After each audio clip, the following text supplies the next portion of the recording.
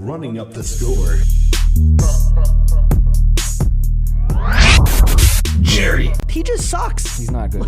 let's just put it out on the table. He's not a good quarterback. Oh, way to join a team that already won a title.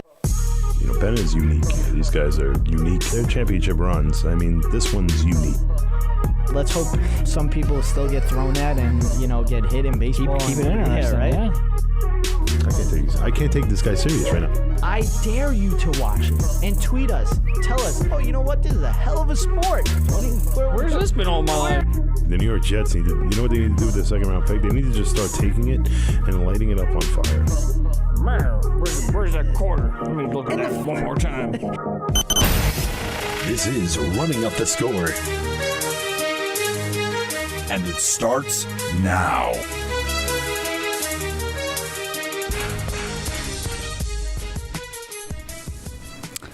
All right, it's time to run up the score. Running up the score with Jerry Napoleonello. 605-562-7085. Press 5 to be heard live. Brought to you by Yell5 Sports App. We are live from the CSB studios in Westbury, New York on Zenolive and Periscope. The week's just getting better and better in sports. Teams are rising to the occasion, and some are just plain old flatlining. In terms of baseball, well, we still have about 140-something games left, so there's still time to shock the heart. But in terms of basketball and hockey, there's minutes left in the life of 4 teams, and we're down to the Final Four in both NBA and NHL playoffs. There's a lot of exciting stuff going on in sports. We got a great show ahead of us. Thank you for joining us on this, what started as a chilly, damp May 14th, turned into a nice sunny day. I hope everybody had a great Mother's Day. To all the mothers out there, and for all the rest of you, I hope you showed your love to the women in your life. We'll start off today with the NBA playoffs.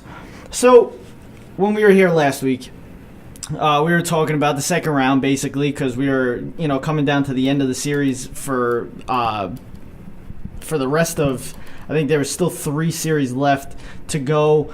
All did not go past 5. So we had Toronto get swept by Cleveland 4-0.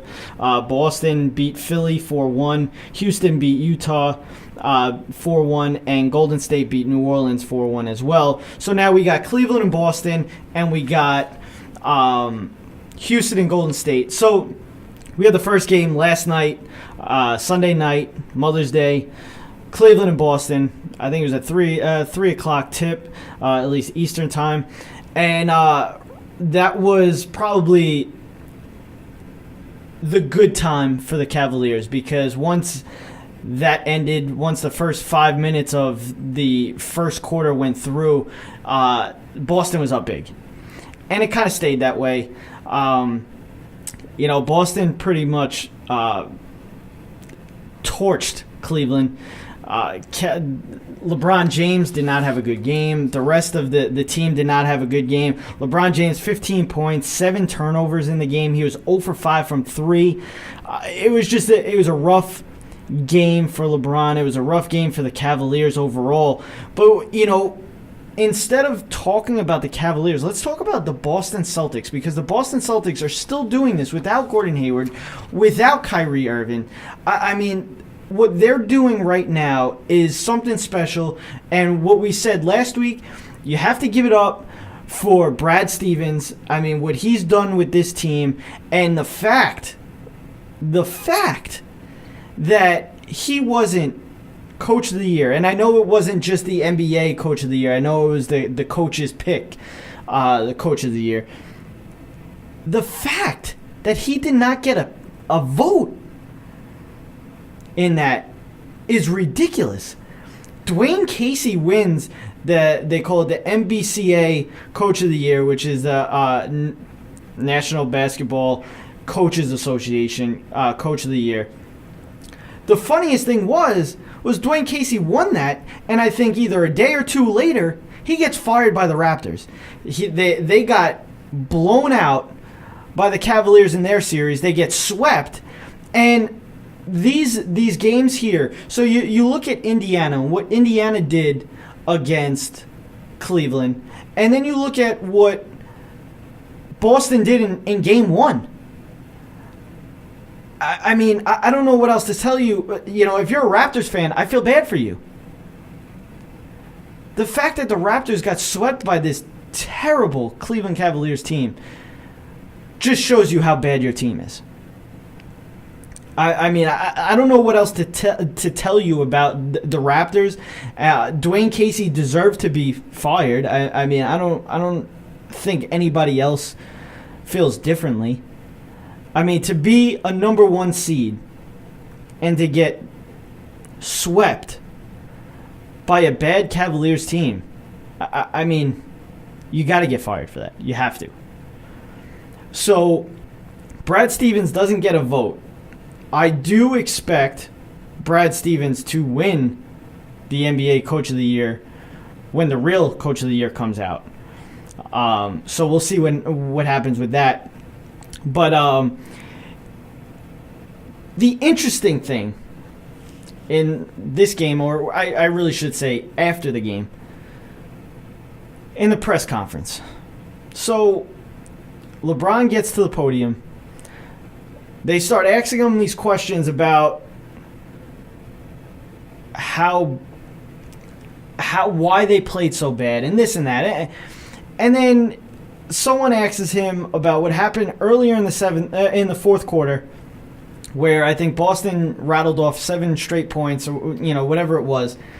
And LeBron James goes on and basically tells them exactly what happened, step by step, move from move, basket by basket.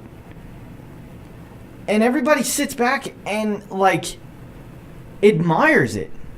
Not every basketball player can do that. I mean, are we serious now, people? Are we really going to let this guy, LeBron James, play us here? He's playing the media. He's playing everybody out there. He basically turned the whole conversation around to say, oh, well, look what LeBron did. Look what LeBron did. Instead of saying, wow, look what LeBron did on the court. 15 points, 0 for 5 from 3, 7 turnovers. No, but now we're talking about, now you're seeing videos left and right, ESPN, Fox Sports, Sports Illustrated, this and that, just posting videos of him saying this, and then all the plays put together next to it, and this and that. It's a joke. It's a joke. So I'm going to play the clip here, just because, I mean, if nobody's heard it, this is what happened. And, if you're amused by this, or if you're you think that it's the greatest thing ever, then you really need to check your life. You need to check, what's going on in sports, because, if you don't think any other player can do that, there's a problem. Every great player can do that. I mean, and after this, I'll rattle off one of my favorite moments as a Yankee fan, because I know it play from play, and everything. So I'll get to that after you hear LeBron James in the post-game press conference. Marla Ridenour, Akron Beacon Journal. When the start of the fourth, I think they cut it to 14. Do you have any idea of what? I mean, I think they scored 7 quick ones. Anything? What happened there? What happened? We ran them the first possession. We ran them down all the way to 2 on the shot clock. Marcus Morris missed a jump shot, followed it up. They got a dunk. We came back down. We ran a set for Jordan Clarkson, and he came off and missed it. They rebounded it. And we came back on the defensive end, and we got a stop. They took it out on the sideline. Jason Tatum took the ball out, threw it to Marcus Smart in the short corner. He made a 3. We come back down, missed another shot. And then Tatum came down and went 94 feet, did a Euro step, and made a right-hand layup timeout.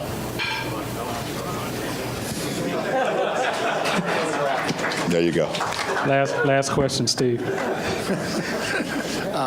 LeBron, Steve Belpat, Boston Herald. Not your first rodeo. Down 1-0. What's your level of concern at this stage? I have 0 level of concern at this stage. I didn't go to college, so it's not March Madness. you get better throughout the series. You see ways you can get better throughout the series, but I've been down 0-1, I've been down 0-2, I've been down before in the postseason. But for me, there's never no level of concern, no matter how bad I played tonight with 7 turnovers, how inefficient I was shooting the ball. Just as confident going into a series, no matter if it's a 0-0 series or I'm down 0-1. So we have another opportunity to be better as a ball club coming in Tuesday night, and we'll see what happens. So that's where, everybody's like, oh, he did that. I can't believe he did that. No, that's a joke. All right? So I could do the same thing. And mine's a lot different. I mean, mine's in baseball. I wasn't playing in the game, obviously, but I remember it as a fan. And you'll see the biggest difference about it, after I'm done. But it was, obviously I'm a Yankees fan. One of the best teams that, you've seen in this, time period, or at least my lifetime, was the 1998 New York Yankees. Everybody knows they were in the World Series that year against the San Diego Padres. So, one of my favorite moments. Now, mind you, it's 2018. This was 1998. It's 20 years ago. Mind you, I'm 27. Okay? 7th inning, Kevin Brown on the mound. San Diego is up 5-2. First up was Scott Brocious. First pitch, ground out to first base.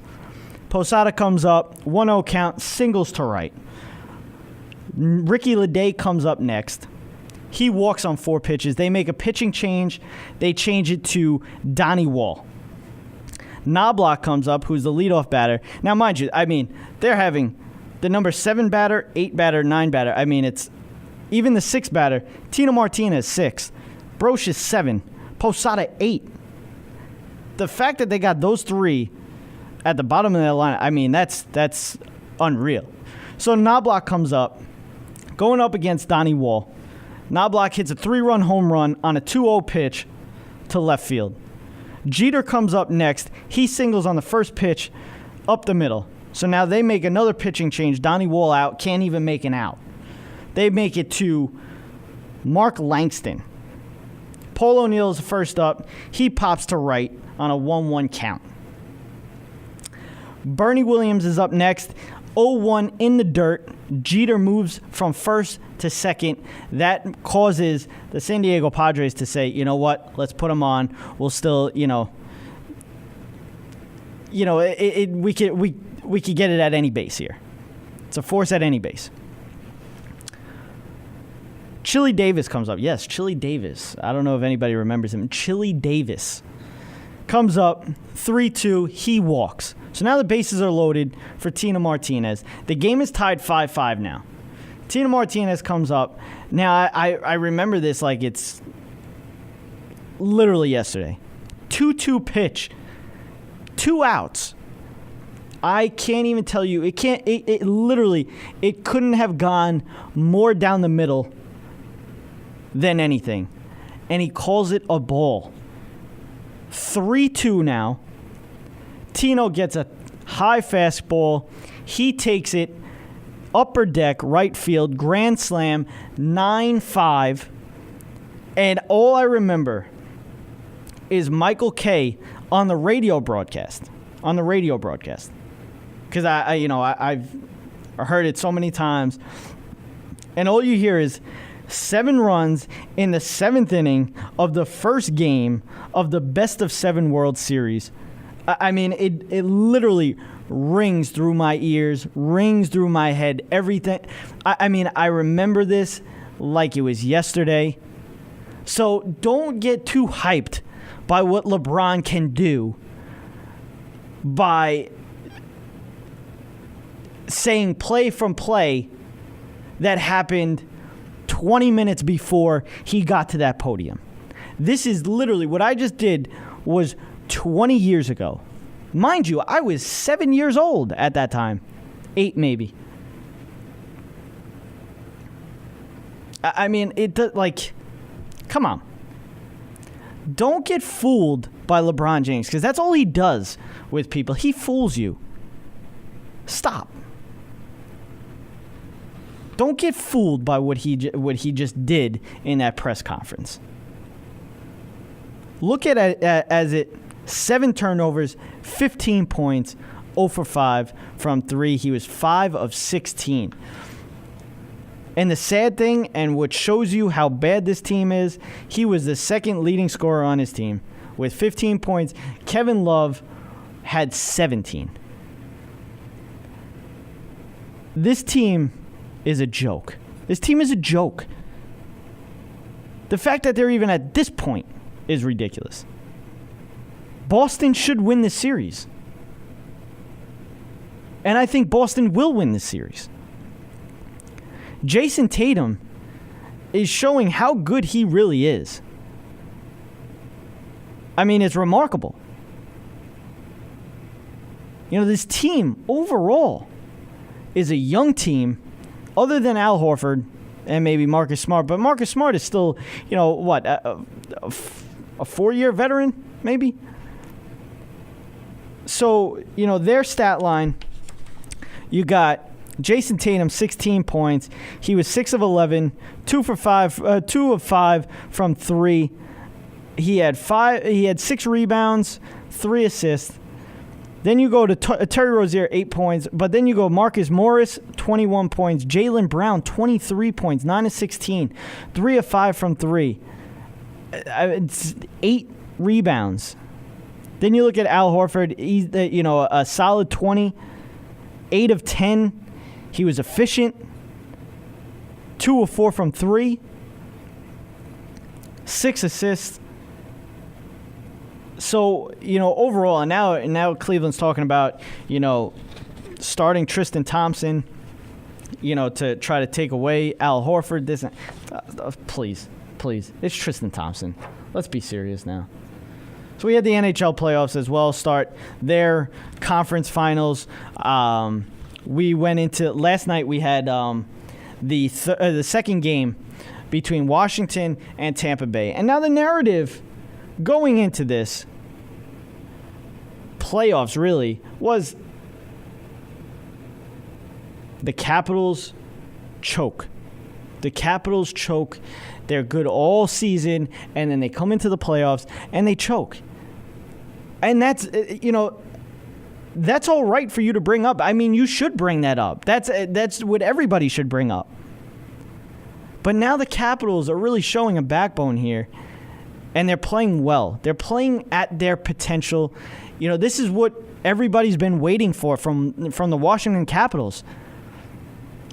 I mean, if you really watched Game 7, Washington and Pittsburgh, you literally saw the elephant come off of Alex Ovechkin's back. And I even tweeted it out because they kicked to him real quick as they were coming onto the ice to celebrate. And you just literally saw him look up to the sky, close his eyes, and just kind of drop his arms. Like it finally happened. He finally passed Sidney Crosby. For the first time in his career, he finally passed Sidney Crosby in the playoffs. He finally made that next step with the Washington Capitals. And what they're doing right now is just showing how it was finally they got over that hump, and now it's let's go get it now. They go into the first game against Tampa Bay. They take that W in Tampa. They go into Game 2, and they just blow the brakes off of Tampa Bay in Tampa Bay. And that's what's crazy about it right now. They're doing it in Tampa Bay. The first period, they got a 30-second goal, I think it was. And then all of a sudden, Tampa Bay picks up 2 power play goals. They go into the second period, and Washington's down 2-1. And then it was just all Washington from there. They really stepped up. The defense for Tampa Bay has not been very good in this series so far in the first 2 games, and it showed in the second and third period. They really, they held Vasilevsky out to dry. So, Washington is playing unbelievable right now. To me, going into this series, basically going into the playoffs, I felt like Tampa Bay was the team to beat. I thought Tampa Bay was that team to get to the Stanley Cup. And now, we might actually see Alex Ovechkin in the Stanley Cup. This is remarkable. This is what we've wanted to see. He deserves it. He really does deserve it. The type of player he is, what he brings to the table every single game for the Capitals.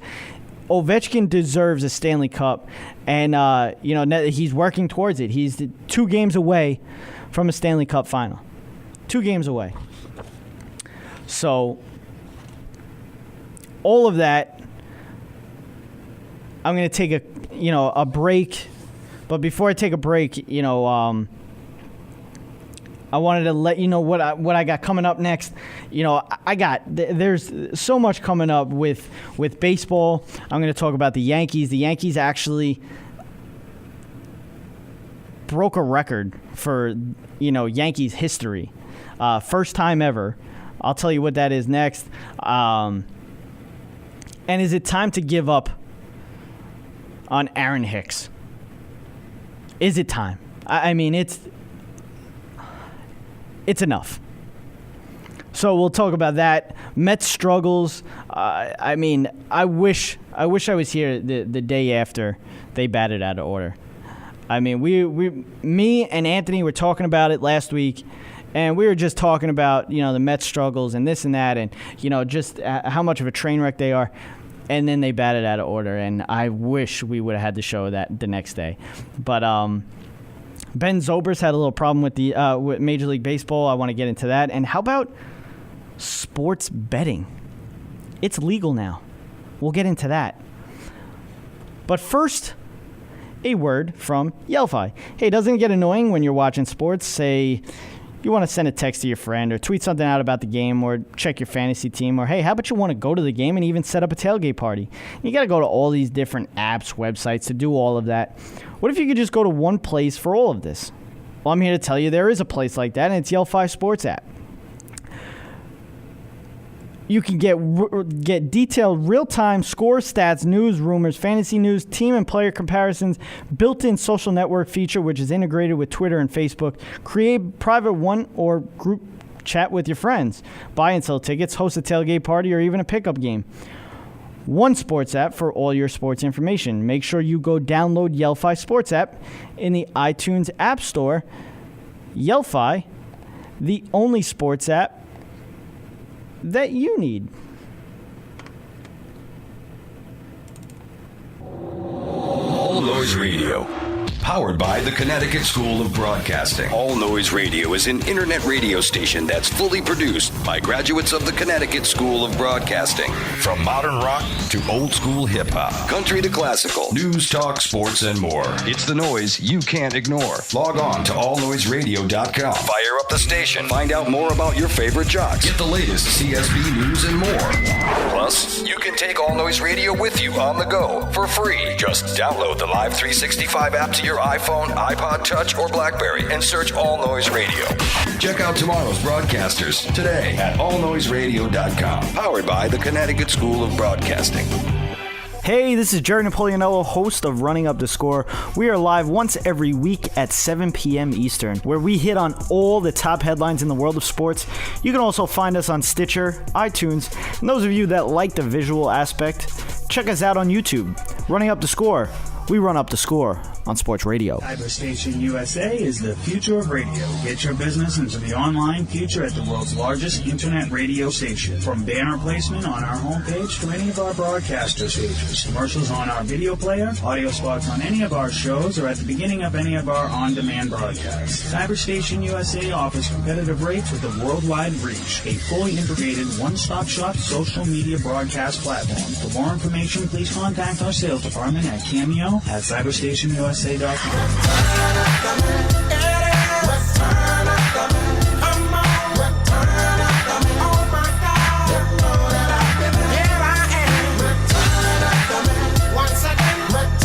Now back to Running Up the Score. Here's Jerry. All right, it's time to run up the score. We're back. First call in at 605-562-7085. Press 5 to be heard live. You can also follow us on Twitter and Instagram at RUTS Sports, or go check out our website, rutsports.weebly.com. So I wanted to get into some baseball, and, obviously I'm in the New York area. I mean, obviously I'm a Yankees fan, so be it, whatever. You gotta get into the Yankees. I mean, the Yankees right now are still playing unbelievable ball. They're on fire. I mean, there's really, I can't change the narrative because it's already there. I mean, it's just every week now. Since we were here on Monday, they went 4-2. They took 2 out of 3 from the Red Sox. They took 2 out of 3 from the A's. They go on an 8-game road trip, I think, now. They're off tonight. They play tomorrow and Wednesday against the Nationals. Then they have Thursday off as well. But as I was kind of alluding to before I went to the break, I think it's time that the Yankees give up on Aaron Hicks. I don't understand the infatuation with this guy. I don't understand it because he really hasn't done anything for us. He hasn't. He hasn't done anything. He hasn't done anything in his career. I mean, they fell in love with this guy because of his arm strength. I mean, the guy's got an absolute cannon. Don't get me wrong. He's a great center fielder, left fielder, right fielder, however you want to put him out there. But when you really look at it, he's been in the league 6 years, 3 years with Minnesota, 3 years with the Yankees so far. He's a career .231 hitter. He, in his 3 years in Minnesota, he hit .225. That's his average. In his 3 years with the Yankees so far, he's hit .237. So, I think it's time to cut our ties. There's not a problem with doing that. You can cut your ties with this guy. I mean, he hasn't played more than 100 games all but one season. And that was his first season with the Yankees. He played 123 games. His first year, he played 81. His second year, he played 69. His third year, he played 97. His fifth year, he played 88. And this year, so far, he's got 27. But, I mean, what's the infatuation? I don't see it. Why not bring Clint Frazier up now? He's okay. He's not getting the symptoms of the concussion that he got in the spring. He was activated from the disabled list on May 2nd in 12 games with the Scranton Wilkes-Barre Rail Riders. Frazier's hit .362. He's 17 of 47 with 3 home runs, 3 doubles, 2 triples, and 4 RBIs. And these numbers include a 3 for 5 with a home run on Mother's Day. Why are we not calling this guy up? They already started playing him in center to get him ready. Just call him up. Do you know how deep this team will be when you bring this guy up? And I know, I'm kind of hyping him up now because, he's only played 38 games last year and he hasn't played in a major league game this year. I understand that. But what he's doing right now is anything better. I mean, anything's better than Aaron Hicks. And it sucks for Clint Frazier because we had the injuries in the outfield that could have been his chance. It could have really been his chance to shine. But it didn't happen like that. He got hurt as well. But I think it's time for him to be up. I mean, just think about it. Because now you're going to be getting Greg Bird back soon.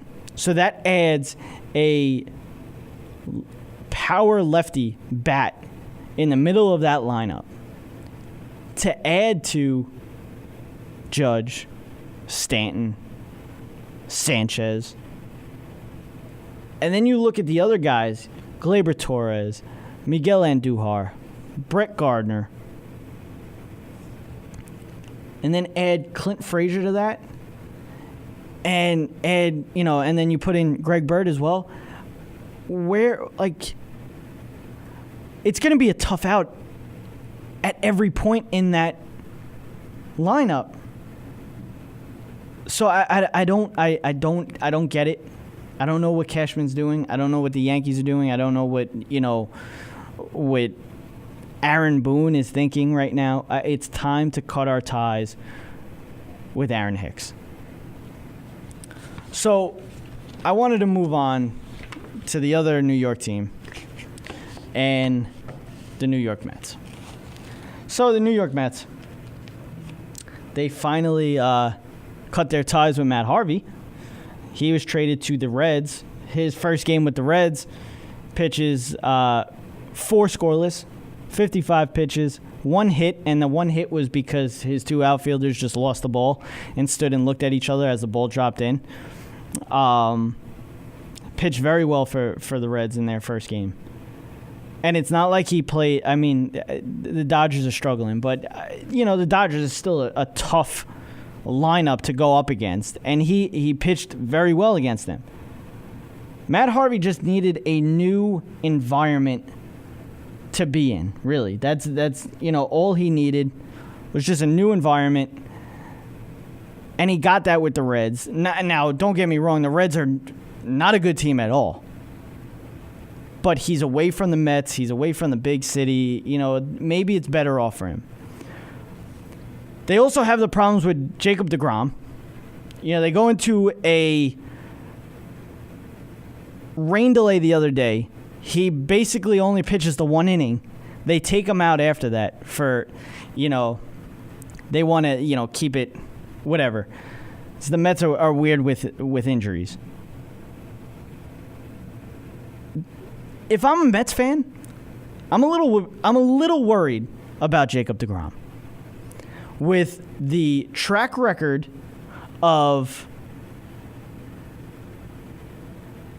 their injuries, and if they do lose Jacob deGrom, they're in trouble. I'm a little worried about Jacob deGrom. Now, I didn't get to talk, and I kind of alluded to this before I went to the break as well. How about the Mets batting out of order? It's the Mets. It's the Mets. It's amazing. How do you do that? I don't think I've heard about that, if I've ever heard that happen. It's hilarious. That's just a Mets move. And I wish I had Anthony here because I would want to hear what a Met fan had to say about it, because that's embarrassing. The Dodgers struggle, and to add to their struggle, they lose 4 straight at home to the Cincinnati Reds, a very, very bad team.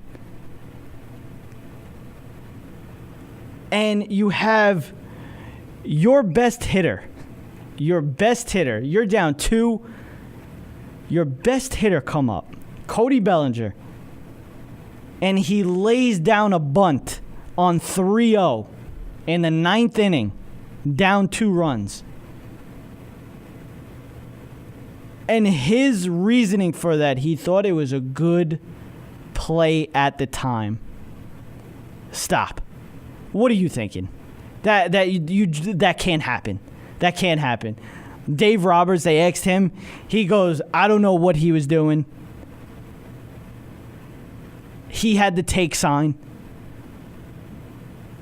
It's getting worse and worse for the Dodgers. A team that, a lot of people were looking at as the team to beat. Up there with, some may say the Nationals. The Nationals are starting to play at their potential as well now. Bryce Harper's hitting the crap out of the ball like usual. And, I don't know what's going on with the Dodgers. I don't think anybody knows what's going on with the Dodgers. I don't even think the Dodgers know what's going on with the Dodgers. They need to really shake things up and get on a roll because it's not that bad of a it's an okay division. They still have a chance to win that division even with their struggles. If they just get to a point now where they get on a roll and they play to their potential. Cody Bellinger hits the crap out of the ball like usual for them. That's their movement now for the Dodgers. They need that because if they go a little bit more with the way that they're going, they're going to find themselves out of the playoffs way earlier than anybody would have expected. So another interesting thing happened. Ben Zobrist, utility player for the Chicago Cubs, he posts something on Instagram that he got a letter in the mail, I guess, or a letter in his locker or whatever, however, these baseball players get their letters, warning him about wearing black cleats. So, I don't understand the whole reasoning behind some of these things. So I got the rule book and what the rule book says about wearing, certain things with their uniform, and the fact that that it's getting to that point where you can't wear certain things because it's not your colors of your uniform. I mean, come on, they're cleats. Especially now when we're seeing all these customized cleats and stuff like that. Like, he's wearing black cleats, plain black cleats. So this is what his comment was on Instagram. He said, "Dear MLB, I still like you, but this is ridiculous. For the last 2 years, I've worn black spikes exclusively at Wrigley Field for day games to pay homage to the history of our great game. And now I'm being told I will be fined and disciplined if I continue to wear them. When I was a kid, I was inspired by highlights of the greats such as Ernie Banks and Stan Musial in the 1950s and 60s, and was captured by the old uniforms in all black cleats with flaps. New Balance made a kid's dream come true by making some all-black spikes with the special tongue, as well as the Benny the Jet PF Flyer cleats. I'm curious as to why MLB is spending time and money enforcing this now when they haven't done it previously in the last year and beyond. I have heard nothing but compliments from fans that enjoy the old school look.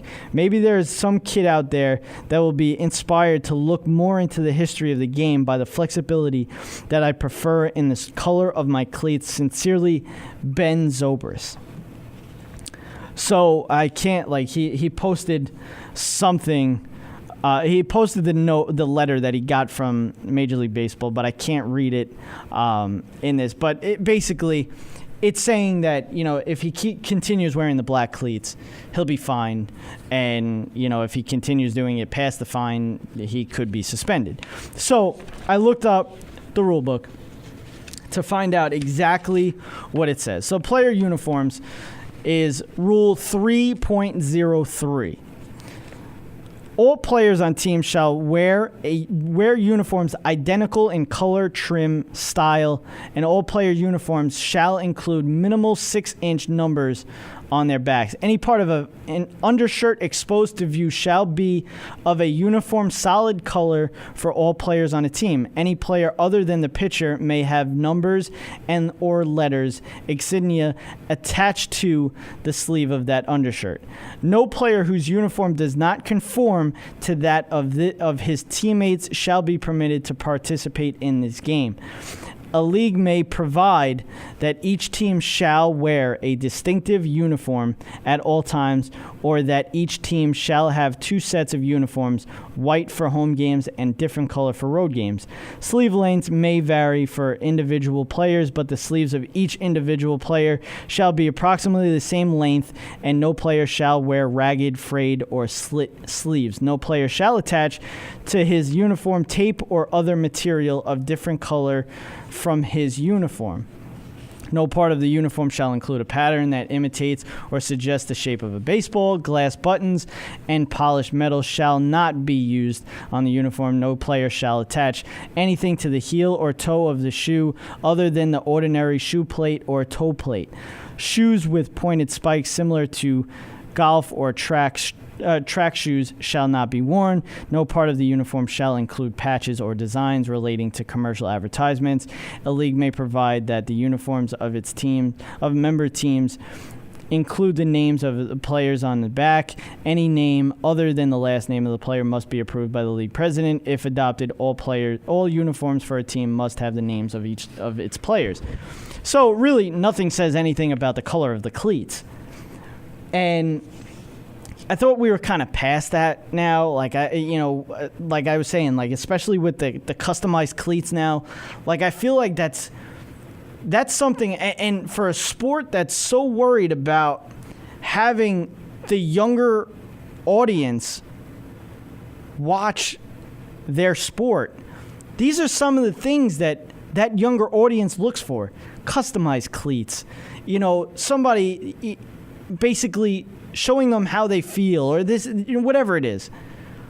He's with his black cleats. He's using it to kind of show homage to the history of the game, and that's something that you would think that Major League Baseball would, like to happen. So I thought it was a joke. Baseball, when looking at it up and down, and when you really look at the sport, they have the best young talent in all of sports. I mean, if you really look at it, the best young talent. I mean, you're looking at the Braves now, Albies, Acuna. You look at the Red Sox, Mookie Betts, Bogarts. You look at the Yankees, you got Gleyber Torres, you got Judge, you got Sanchez. It just up and down. Bryce Harper, Mike Trout. It's just the amount of young talent in this sport is unreal. Unreal. And the more and more now you look at it, these guys are coming up, and they're automatically really helping their team. And that's the biggest thing. It's amazing. So now, big thing in sports this week. Sports betting is finally legal. So, the Supreme Court struck down a federal law that prohibits sports gambling Monday in a landmark decision that gives states the go-ahead to legalize betting on sports. The court ruled 6-3 to strike down the Professional and Amateur Sports Protection Act, PASPA, a 1992 law that barred state-authorized sports gambling with some exceptions. It made Nevada the only state where a person could wager on the results of a single game. So it is now finally legal to bet on sports. You don't need a bookie anymore, guys. You don't need to worry about getting your legs broken. You can go, it's going to be like going to an OTB, and you're going to be able to put a bet down on the Yankees over the Nationals tomorrow. I mean, I don't know if it's going to, I think it's official, but I think your state has to approve it. But the impact will be widespread. For nearly 26 years, Nevada has been the only state allowed to offer a full menu of sports betting options. A record $4.8 billion was wagered at Nevada sportsbooks in 2017. So the biggest thing was New Jersey. New Jersey's been at the top of this situation here and has been trying to have this legal for God knows how long. Governor Chris Christie was sued by the leagues in 2012. He stuck with it. Now, if you really look at it, now going by the sports books of last year, with Nevada being $4.8 billion, you look at New Jersey, which is a much larger population, is expecting even bigger things. So are other states with more than a dozen having introduced sports betting bills this year. So you have with the leagues now, you have MLB and the NBA have been in front of this. They've wanted this for, a long time now. NFL and the NHL kind of have their step back here. And I think having an NHL team in Vegas now kind of helped that. With the NHL, I think the NHL is going to be more accepting of it because of that. But when it comes to the NFL, they've been so against this for a while now. They didn't want to put a team in Vegas. They tried so hard to keep that away from Vegas. They fought hard on fantasy sports with the NFL. I mean, it's crazy. So one research firm estimated before the ruling that if the Supreme Court were to strike down the PASPA, 32 states would likely offer sports betting within 5 years. The American Gaming Association estimates that Americans illegally wagered about $150 billion on sports each year. Illegally. Now it's legal. $150 billion. So, the NBA, Adam Silver's, since he's been the commissioner for the NBA, he's been all for sports betting. He's wanted it for, the NBA for a long time now. So in January, NBA Vice President Dan Spillane started an uproar where he appeared before the New York State Legislature and asked for leagues to get a 1% cut off the top from all sports wagers were it to be legalized. Spillane said the NBA would be deserving of the money because it would have to pay for integrity services, like the arrangement the league has with Sports Radar to watch for match fixing or other betting irregularities that could threaten the game. Casinos, gambling, lobbyists, and some legislators protested what was branded as the NBA's request for an integrity fee.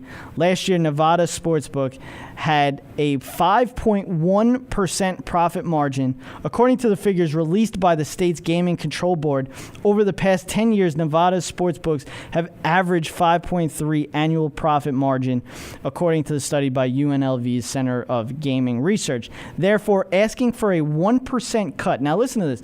A 1% cut for all the leagues to get off the top of all bets. A 1% cut of the bets would represent almost 20% cut of the profit of new sportsbooks across the nation. If the new sportsbooks across the nation see the same margins as Nevada, lobbyists of casinos have told state legislators that such a fee would have to be passed on to the customers in the form of less favorable odds on bets and leave them uncompetitive with the illegal sports wagering market they are trying to eliminate. So, also, the leagues back down from the 1% ask. In New York, where a sports gambling bill is currently in committee, a compromise got legislators to insert language for a 0.25% cut of bets to the leagues. So they call it an integrity fee for, what this 1% would have been, or now is the quarter of that percent. So this is big for sports. This is big. We finally have sports betting. We'll see how fast. I think they said New Jersey is going to be probably the first state to approve it and move it along. So that's going to be interesting. I'm very interested to see how they go along with this now and how it looks like in the future.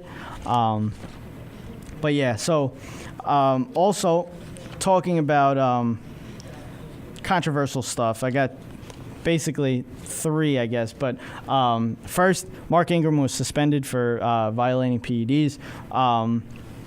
So UFC 224 was Saturday. And we had a fight between Amanda Nunes and Raquel Pennington for the women's, belt. It came down to the last round, the 5th round, and it kind of looked like Raquel Pennington broke her nose. She was leaking, and you can hear her because, if any of you haven't watched UFC or, you don't watch UFC, whatever it is, when they go to a corner between rounds, usually they have audio of what's going on, what the coaches are telling them, the trainers, whatever they are, what they're telling the fighter for that upcoming round. So they had the camera on Raquel Pennington in her corner, and she asked to be done. She asked, let's throw in the white towel. Let's call it quits. Her corner kind of forced her to finish the fight. Now, I understand where they're coming from. It's for the belt. There's always a chance to knock somebody out. There's always a chance to win the fight. But if your fighter is asking to be done, and I know now, obviously, everybody's coming out, like Raquel Pennington came out and said, I agree with my corner, this and that, whatever it is. But we're talking about now, we're so big in all the sports in health of the athlete. Football, we're worried about concussions, CTE, all that stuff. Hockey, same thing. And the biggest thing is concussion. So now you're in a contact sport, a combat sport in the UFC. It seems as though she already broke her nose, and you're forcing her to finish the fight. Now she comes back in that 5th round, and she gets TKO'd. And, it was like a bloodbath. So if we're talking about, and even they even said it in the broadcast of the fight, that we're going to be talking about this for the whole upcoming week because of the magnitude of this. Like you're getting to a point where you're risking somebody's well-being for an extra 2 minutes to get, beat up. So I didn't agree with it. Usually, I guess it kind of helps because, she's a woman. So, kind of, if it was a man, I think it would be a different, and I'm not trying to be sexist or anything like that, but, I feel like it would be a different narrative to that. If it was a guy saying, "Oh, I quit," then everybody kind of would rip him. But now it's a woman, and now it's like she's getting beat up. She's in a lot of pain. Looks like she broke her nose already. Let her be done. Let her be done. It's a lot different if it's the 1st round, 2nd round. This is already the 5th round, so she's gotten a beating for 4 rounds so far. So let it be. Also, NFL owners, they're trying to set up, obviously, all of last year, the biggest storyline, which I thought was ridiculous, but it's the biggest storyline last year, was the national anthem.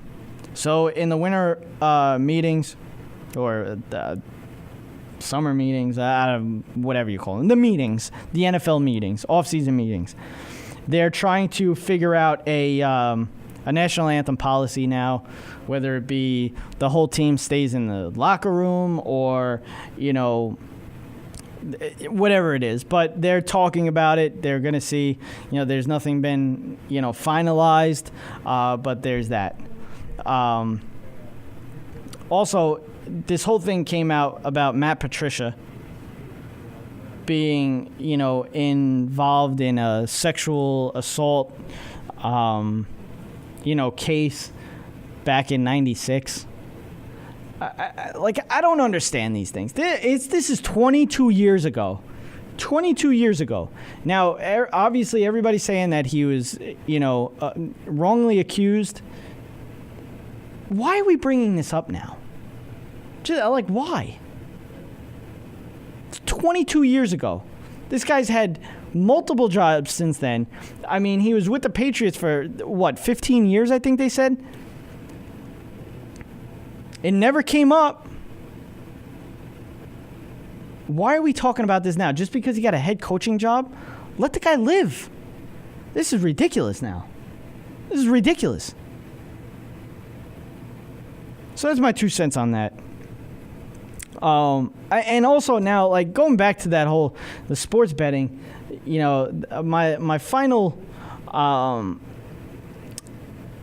point that I want to make on this, because I've been hearing, heading into the studio today, listening to sports radio, people were talking about how this could open up Pandora's box.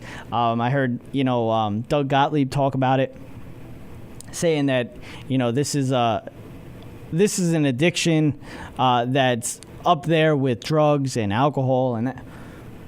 Stop. Can we talk, if you're addicted to betting on sports, I can guarantee you're already doing it. Just because it's legal now doesn't mean the guy is going to go out there and be like, oh, you know what? I'm going to go get addicted to sports betting. No, it doesn't work like that. The guys that have that could get addicted to it or whatever, I guarantee you are already doing it. They're already doing it. Goes along with everything else. You've heard of underage drinking. Already happening. Just because there's a law that says you have to be 21 to drink doesn't mean that every single person from 21 and 20 and under is not drinking. It goes along with gun laws too. You could put gun laws out there. Doesn't mean that the bad guys aren't going to get the guns. Betting, whether it's legal or illegal, it's still going to happen. Just because it's legal now doesn't mean that everybody's going to get addicted to it and go out and start betting on everything. Doesn't mean anything. Just means that you can do it out in front of everybody.